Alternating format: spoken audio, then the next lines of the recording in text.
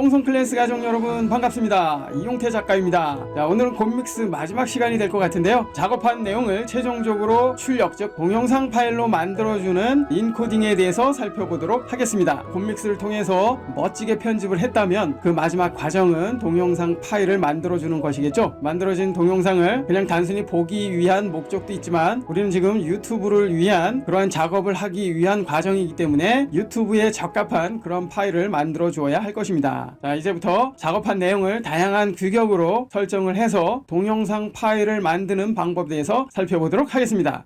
이제부터 프로젝트 저장과 인코딩에 관한 다양한 설정법에 대해서 살펴보도록 하겠습니다. 최종적으로 작업이 끝나면 우리가 파일로 만들어줘야 됩니다. 만들어주는 파일은 주로 동영상 파일이 되겠고요. 유튜브에 적합한 동영상 규격으로 만들어줘야 할 것입니다. 현재 작업한 프로젝트가 열려있는 상태인데요. 사진 속 추억들 가로 앨범 효과 적용됨이라는 이름의 프로젝트 파일입니다. 학습 자료에 역시 해당 프로젝트가 있기 때문에 실행을 해서 학습에 사용을 해보시기 바라고요. 이미 열려있는 프로젝트였을 때 다른 프로젝트를 열어주고자 한다면 블로그 기능을 사용할 수 있습니다. 블로그 기능을 선택을 해보면 이렇게 열기 창이 열리고요. 곰믹스 학습자료 프로젝트 폴더에 있는 원하는 프로젝트를 선택해서 열어줄 수 있습니다. 실제 여러분이 작업하는 프로젝트가 있다면 이와 같은 방법으로 열어줄 수도 있습니다. 참고하시고요. 참고로 작업 중에 새로운 프로젝트를 만들어주고자 한다면 새 프로젝트 기능을 사용할 수 있고요. 새 프로젝트를 사용하기 전에는 반드시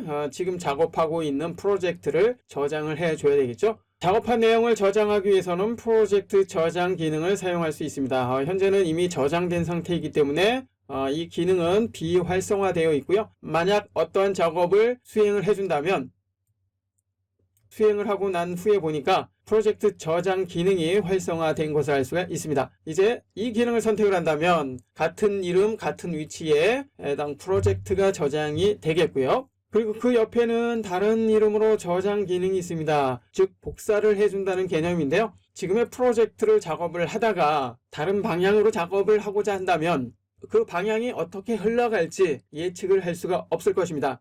이럴 때 지금 작업하고 있는 프로젝트에 복사본을 하나 만들어 놓는다면 원본과 복사본을 개별로 편집할 수 있기 때문에 최종적으로 마음에 드는 프로젝트를 결과물로 사용을 할 수 있습니다. 여하튼 원본을 보존하는 차원에서 복사본을 만들 때 다른 이름으로 저장 이 기능을 사용할 수 있고요. 그리고 맨 오른쪽에는 내보내기 기능이 있는데요. 지금 작업 중인 프로젝트 파일과 사용이 됐던 작업 파일들을 모두 특정 위치에 복사를 해줄 때 사용이 됩니다. 복사된 파일들은 다른 컴퓨터로 가져와서 작업을 할 때 유용하게 사용이 됩니다. 데스크탑 PC에서 곰믹스를 사용할 경우도 있고요. 아니면 노트북을 통해서 편집을 하는 경우도 있습니다. 이럴 때 내보내기 기능을 사용을 해서 작업한 내용을 복사를 해준다면 어떤 위치, 어떤 곳에서도 쉽게 편집을 계속 이어나갈 수가 있다는 것이죠. 선택을 해보면 내보내기 창이 나타나는데요. 저는 미리 만들어 놓은 내보내기 폴더에 작업한 내용을 그대로 복사를 해보도록 하겠습니다. 더블 클릭해서 선택을 해주고요. 지금의 파일 이름은 프로젝트 파일입니다. 사진 속 추억들이죠. 여기에서 내보내기 그 다음에 01번 이렇게 숫자를 부여하면 그때그때마다의 작업된 내용을 확인할 수 있기 때문에 숫자를 붙여주는 것이 좋겠죠. 이름을 설정을 했다면 이제 저장 버튼을 눌러봅니다.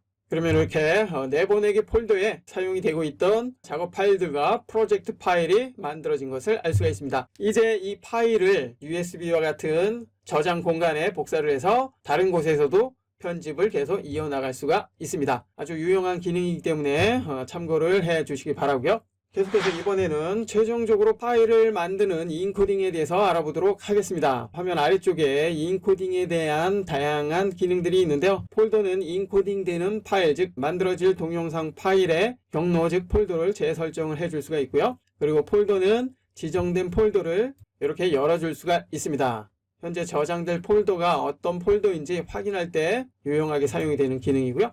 자, 최종적으로 이제 어떤 규격으로 파일을 만들 것인지 출력 설정을 통해서 설정을 해줘야 되겠죠. 곰믹스 10분 안에 박살내기 강좌에서도 살펴본 적이 있듯이 일반적으로 간편 설정에서 화면 크기에 대해서만 주로 설정을 하게 되고요. 그리고 오디오나 오디오 포맷 기본 방식 대부분 그대로 사용을 하게 됩니다. 그리고 비트레이트는 해상도와 직결되기 때문에 높은 수치가 좋다고 했는데요. 또 지나치게 높은 수치를 사용하게 되면 파일 크기가 너무 커지기 때문에 적절한 수치가 필요합니다. 6600kbps급으로 설정이 되어 있는데요. 6에서 한 7, 8 정도면 유튜브에 적합한 동영상 파일을 만들 수가 있습니다. 그리고 압축 방식은 일반적으로 MPEG-4 방식을 사용하기 때문에 MPEG-4로 지정을 해주면 되겠고요. 압축 방식은 두 가지 방식이 사용되는데요. 인코딩 속도가 빠른 방식과 느린 방식이 있습니다. 즉 품질의 차이가 있기 때문에 속도는 좀 느리더라도 좋은 품질의 결과물을 만들어주는 것이 좋기 때문에 이 방식을 사용을 해주는 것이 좋겠죠. 계속해서 코덱을 살펴보면 동영상 파일과 오디오 파일의 압축 방식을 설정을 해줄 수가 있습니다. 특별한 이유가 없다면 기본값을 그대로 사용을 해도 문제가 없습니다. 그리고 영상 쪽으로 가보면 화면의 크기 역시 설정을 해줄 수가 있고요. 화면 비율까지 설정을 해줄 수가 있네요. 현재 원본 비율을 그대로 유지할 것인지 아니면 다른 비율로 바꿔줄 것인지 설정을 해줄 수가 있는데요. 역시 일반적으로 원본 비율을 그대로 사용을 하게 되겠고요. 특별히 변화를 준다면 원하는 비율을 선택을 해주면 됩니다. 그렇지만 지금 원본과 다른 비율을 사용하게 된다면 화면에 변형이 생긴다는 거 주의하십시오. 마지막으로 소리를 보면 오디오에 대한 설정을 해줄 수가 있겠죠. 오디오는 특별히 모노를 사용할 필요는 없기 때문에 스테레오를 사용을 하게 될 거고요. 샘플레이트 즉 오디오에 대한 음질이죠. 설정을 해줄 수가 있습니다. 수치가 높을수록 음질이 좋아지는데요. 일반적인 동영상에서는 32kHz나 44.1kHz 이 정도 급을 주로 사용을 합니다. 그리고 노멀라이저가 있는데요. 노멀라이즈는 사용된 오디오에 대한 볼륨을 표준 볼륨으로 설정할 때 사용이 됩니다. 우리가 오디오 편집을 할 때 볼륨을 조절을 하겠지만 마지막으로 최종적으로 표준 음역대로 설정을 하고자 한다면 지금의 노멀라이즈를 체크를 해서 원하는 값을 설정을 해주면 됩니다. 여기에서는 사용을 하지 않겠고요. 출력 형식을 보면 현재 MPEG-4로 되어 있는데 권장으로 되어 있죠. 그 밖에 플래시 애니메이션 타입과 OGM 타입이 있는데요. 일반적으로는 사용하지 않고요. 유튜브 영상이라면 반드시 MPEG-4를 사용을 하게 되겠죠. 출력 설정까지 모두 끝났습니다. 설정이 끝났다면 확인을 해 주시면 되고요. 초기화로 되돌아가고자 한다면 초기화 버튼, 그리고 취소를 한다면 취소 버튼을 눌러주면 됩니다. 확인 버튼을 눌러서 나오고요. 이제 최종적으로 출력 설정을 통해서 설정된 그 규격대로 파일을 만들어 보도록 하겠습니다. 인코딩 시작 버튼을 눌러줍니다. 최종적으로 만들어질 파일 이름 사진 앨범이라고 입력을 했고요. 저장 경로 설정을 다시 한번 해봅니다. 클릭. 다시 한번 확인을 해봤고요. 인코딩에 대한 설정도 끝났습니다. 이제 인코딩 시작 버튼을 눌러서 작업한 내용을 최종적으로 동영상 파일로 만들어주면 됩니다.